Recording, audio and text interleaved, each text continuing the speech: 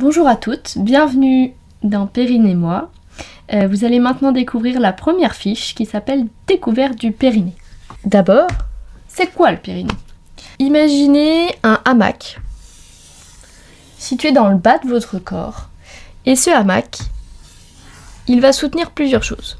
Il va soutenir la vessie, donc ce qui nous permet de retenir l'urine, le pipi. Il va soutenir l'utérus, ce qui nous permet d'avoir des bébés. Et il va soutenir le rectum, ce qui nous permet de faire caca. Le périnée, c'est vraiment le hamac musculaire qui va soutenir tous vos organes. Le périnée est hyper important. Comment fonctionne ce périnée? Donc on sait que maintenant c'est un grand hamac musculaire. Et ce hamac, il est super. Pourquoi? Il va avoir deux rôles. Il va pouvoir se contracter, puisque c'est un muscle. Donc un muscle, ça se contracte. Et quand il va se contracter, hop, il va nous permettre de nous retenir de faire pipi, hop, il va nous permettre de nous retenir de faire caca. Ce qui est quand même pratique parce qu'on n'a pas toujours des toilettes à proximité. Donc là, à ce moment-là, quand on se retient, c'est vraiment le périnée qui se contracte et qui nous permet de nous retenir. Ce hamac musculaire, c'est toujours un muscle, donc il va aussi pouvoir se relâcher, puisqu'un muscle, ça peut se contracter et ça peut se relâcher. Pourquoi ce muscle doit se détendre? Parce que quand on peut y aller, on va aller aux toilettes.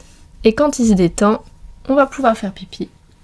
Quand il se détend, on va pouvoir faire caca. Et quand il se détend, super important, on va pouvoir accoucher.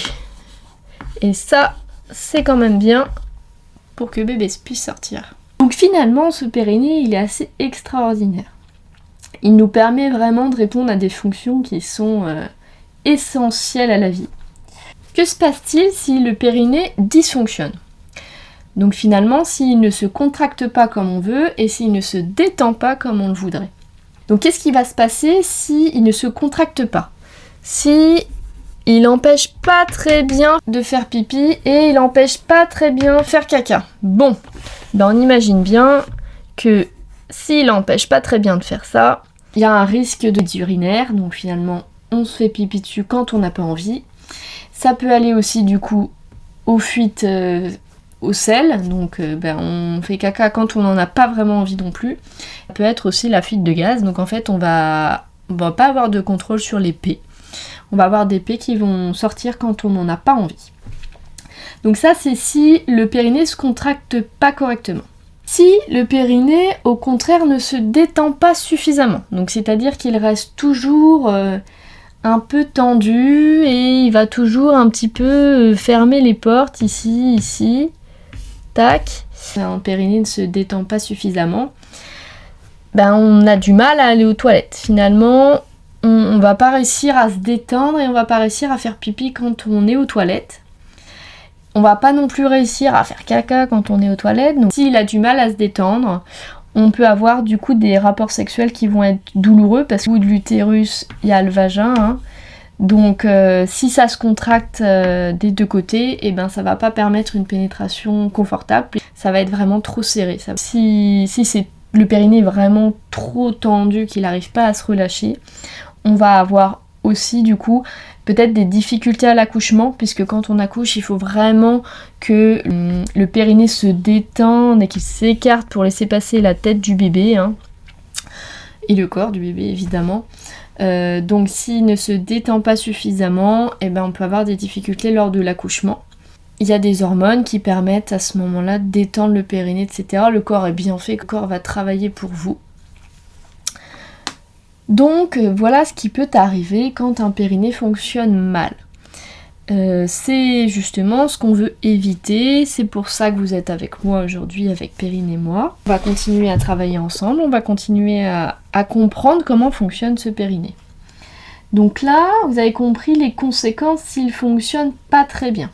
Ça peut avoir quand même des conséquences qui sont physiologiques, donc au niveau du corps, vous l'avez vu, mais ça peut avoir des conséquences aussi psychologiques quand on a des fuites urinaires, quand on a des rapports sexuels douloureux, quand on n'arrive pas à retenir un P. Forcément, les conséquences sociales vont être là et l'impact n'est pas que physiologique, c'est pas que le corps, ça va effectivement aussi toucher l'esprit. D'où l'importance de prendre soin de son périnée aussi, hein, j'insiste. On est vraiment là pour ça. Pourquoi est-ce qu'il pourrait mal fonctionner ? Puisque je vous l'ai dit, le corps est quand même bien conçu, il est conçu pour fonctionner correctement. Là, on discute du périnée autour de la période de la grossesse, de l'accouchement, du postpartum. Il y a des femmes qui n'ont jamais eu d'enfant et qui vont avoir des problèmes de périnée. C'est vrai que là, c'est vraiment orienté pour les femmes qui vont avoir un enfant ou qui ont eu un enfant et qui ont des difficultés, ou pas d'ailleurs, mais qui veulent prendre soin de leur périnée. Je vais vraiment parler de autour de ces périodes-là. Qu'est-ce qui pourrait influencer le mauvais fonctionnement du périnée ? Il tient les organes, hein, ce périnée. Donc quand on va lui ajouter du poids, il va avoir des difficultés à continuer son rôle de soutien. Donc quand on va rajouter un bébé dans l'utérus, qui pèse de 3 à 4 kg, forcément on va lui rajouter de la charge supplémentaire et il va devoir travailler encore plus fort. On peut comprendre qu'à ce moment-là, il fatigue un petit peu, puisqu'il n'y a pas que le poids du bébé. Il y a aussi le liquide amniotique, le placenta, l'utérus qui prend aussi en poids, et on va aussi avoir une réserve de graisse qui va permettre l'allaitement ou le postpartum. Donc tout ça va faire que ça va appuyer sur votre périnée, et forcément, on lui demande un effort supplémentaire, il peut fatiguer. Au moment de la grossesse, on peut déjà avoir apparition de fuite urinaire. Pendant l'accouchement, le périnée a un nouveau challenge, il va falloir qu'il réussisse à se détendre, à laisser passer le bébé. Une fois qu'il a laissé passer le bébé, après l'accouchement, donc en postpartum, il va falloir qu'il se répare. Parce qu'il a quand même bien travaillé, vous aussi, le bébé aussi d'ailleurs. Il va falloir lui laisser un peu de temps pour se remettre en forme, récupérer de la force et retrouver un périnée d'avant grossesse. À ce moment-là, donc après l'accouchement, il va y avoir quand même du poids en moins, il n'y a plus le poids du bébé, il n'y a plus le poids du liquide amniotique, etc. À vous de ne pas rajouter de charge. Donc je m'explique, le bébé est sorti, vous pouvez évidemment porter votre bébé. Par contre, on va éviter de porter un pack d'eau. Il y a peut-être d'autres personnes qui peuvent le faire à votre place à ce moment-là. En tout cas, en postpartum immédiat, vraiment, je vous dirais presque les 6 premières semaines, on va éviter de porter des charges qui sont inutiles pour justement laisser le temps au périnée de se cicatriser. On dit qu'un muscle en général met 6 semaines à cicatriser. Donc cicatriser parce qu'il peut y avoir déchirure, parce qu'il peut y avoir épisiotomie, mais aussi parce qu'il a travaillé pendant 9 mois et que là il faut lui laisser un peu de temps aussi pour récupérer, comme vous, hein, vous allez avoir besoin de temps pour récupérer. Donc les packs d'eau, si on peut éviter, bon ça on va en reparler, hein, le portage du bébé, le fait de ne pas porter de charge dans une autre fiche un peu plus tard. Le but de lui laisser du temps, c'est justement qu'il dysfonctionne pas plus tard, parce que la dysfonction immédiate peut ne pas survenir, mais à force de l'avoir chargé, des années plus tard, il peut dysfonctionner, donc avec tout ce qu'on a expliqué tout à l'heure. Faites vraiment de votre mieux, aidez votre périnée, ne lui mettez pas des bâtons dans les roues, c'est pour ça que j'ai fait ces fiches. C'est pour ça que Périnée-moi existe. C'est vraiment pour optimiser sa récupération, pour lui permettre à ce hamac de se reconstruire et de ne pas avoir de séquelles plus tard. On a compris ce que c'était le périnée. C'est un hamac musculaire qui travaille pour nous tout au long de notre vie, encore plus en période de grossesse, d'accouchement et de postpartum. On a compris qu'il pouvait se contracter et qu'il pouvait se relâcher. Donc là on le sait en théorie. On va essayer de le comprendre en pratique. Je vais vous demander de travailler. Donc vous allez pouvoir vous installer en position assise. Soit assise sur une chaise, soit assise en tailleur. Par terre, sur un lit, ça m'est égal. Vous allez être assise et surtout vous allez vous mettre le dos bien droit. On est parti sur l'exercice de contraction et de relâchement du périnée. Le dos bien droit, quitte à un petit peu cambrer au niveau du bas du dos, mais surtout pas avachi. On vient vraiment se mettre le dos bien droit. J'ai décidé de me mettre en tailleur sur le sol, le dos bien droit. Je vais imaginer que j'ai envie d'aller aux toilettes, de faire pipi, de faire caca ou d'avoir un gaz. Je me retiens. Ça va provoquer la contraction du périnée. Ça va faire un effet de grappin de feu de forêt. Donc ça va venir fermer, remonter. Mais ça, c'est à l'intérieur du corps. On ne va pas le voir. On peut juste le ressentir. Je me retiens de faire pipi, ça va se fermer et ça va remonter. La contraction du muscle qui provoque ça. Comme quand par exemple, je vais contracter mon biceps, hop là, et ça va venir plier mon avant-bras sur mon bras. Quand je vais venir contracter mon périnée, ça va venir fermer et remonter. Il a un rôle de soutien des organes, vessie, utérus, rectum, donc on comprend qu'ils viennent remonter tout ça. Si je ne ressens pas cet effet de grappin qui remonte, je peux ressentir un peu moins d'appui sous mes fesses. Là, quand je contracte pas mon périnée, je suis bien sur mes fesses sur le sol, donc je sens un contact, je me mets de profil, je sens un contact osseux, parce qu'ici on a des os, et ici au niveau, entre les jambes finalement. Quand je vais contracter et faire ce grappin, je vais un peu moins ressentir cet appui musculaire, mais je vais bien sentir l'appui osseux. Ensuite, je relâche. Quand je détends mon périnée, on va sentir une descente du périnée. Il s'est contracté, il s'est fermé, remonté, il se relâche, il redescend. Je vais aussi du coup sentir que je retrouve mes appuis entre mes jambes. Je suis plus que sur les os comme quand j'ai contracté, mais je ressens que ça redescend un petit peu et qu'au niveau musculaire, je suis aussi assise dessus. Cette détente du périnée, on peut aussi ressentir une remontée de l'anus entre les fesses. Donc quand on contracte l'anus, il va revenir un petit peu vers le vagin, et quand je détends, on va sentir que ça remonte un petit peu. C'est léger, hein, c'est pas un mouvement de 15 cm. Mais ça peut être aussi ressenti comme ça.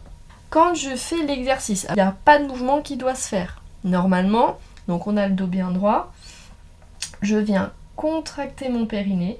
Donc là, j'arrête une envie d'uriner et je relâche mon périnée. Vous voyez, j'ai pas bougé. Et là, ça s'est fait en interne. Je contracte mon périnée et je relâche mon périnée. Je viens contracter mon périnée et je relâche mon périnée. Il n'y a aucun mouvement de jambes, de fesses vers l'arrière, de buste. C'est vraiment une contraction musculaire en interne. C'est aussi pour ça que c'est très difficile parce qu'on ne va pas le voir. Si je contracte mon biceps, je vais faire la contraction, je vais le voir. Je vois que mon avant-bras, il bouge. Et en plus, je peux voir que mon muscle, il se contracte. Le périnée, on ne le voit pas. Il faut le ressentir. La répétition que vous allez le ressentir, je me répète, mais n'hésitez pas à faire plusieurs fois l'exercice, à le faire sur des jours différents, à des moments différents. C'est là que vous allez vraiment, à force de répétition, ressentir ce qui se passe dans votre corps quand vous contractez et quand vous relâchez. C'est hyper important de faire les deux, de contracter et de relâcher. On l'a vu, il a vraiment un rôle différent quand il se contracte et quand il se relâche. Les rôles quand il se contracte et les rôles quand il se relâche sont aussi importants les uns que les autres. Donc il faut que votre périnée soit capable de se contracter mais aussi de se relâcher. Sinon il y a des conséquences pour les deux s'il ne sait pas faire l'un ou l'autre. Quand vous faites l'exercice, prenez le temps de contracter mais prenez le temps de relâcher. Faites pas des contractions, ça vous donne rien. Contractez une fois, détendez. Faites une pause de 30 secondes et après vous recommencez. N'enchaînez pas les contractions. À la fin, vous allez savoir le contracter à fond, mais vous savez plus le détendre. Et c'est dommage. Donc faites-le vraiment dès le début, de faire l'effort de contracter, mais après de le détendre. Ok ? Les deux sont importants. Si vous faites cet exercice vessie pleine, donc j'ai déjà envie de faire pipi, je vais faire l'exercice. Quand je vais contracter mon périnée, je vais encore plus avoir envie de faire pipi. C'est normal, ça veut dire que vous l'avez bien contracté. Donc pas de panique, si je fais l'exercice que j'ai déjà envie de faire pipi et que je me contracte au niveau du périnée, je vais encore plus avoir envie de faire pipi. C'est tout à fait normal, ça vous prouve que vous l'avez bien contracté. On va pouvoir vérifier cette bonne contraction du périnée. Je vous l'ai déjà dit, ça se contracte bien si le corps n'a pas bougé. Sinon ça veut dire que peut-être qu'il s'est contracté, mais qu'il y a eu d'autres muscles qui se sont contractés. Ça peut être les cuisses, ça peut être les fesses, ça peut être les abdominaux, ça peut être n'importe quoi. Mais en tout cas, quand le périnée se contracte, il peut le faire seul. Et là, l'objectif de cet exercice, c'est de le faire seul, pour vraiment ressentir uniquement la contraction du périnée. Le corps n'a pas bougé. Vous avez, quand vous avez contracté, ressenti cet effet de grappin fermé, remonté. C'est aussi quelque chose qui vous prouve que vous avez correctement contracté. vous avez peut-être senti une envie d'uriner supérieure à celle que vous aviez avant de faire l'exercice. Encore quelque chose qui peut vous prouver que vous avez bien contracté. Donc, vous avez le pubis qui est ici et qui est l'os juste au-dessus. Si on appuie, c'est tout mou. Et si on descend, ah, là je suis en butée osseuse. C'est le pubis. Je vais venir me mettre juste à cet endroit-là, où si je descends, je suis en butée osseuse, mais je ne suis pas sur l'os, je suis au-dessus de l'os. Je viens juste poser ses doigts ici, ok?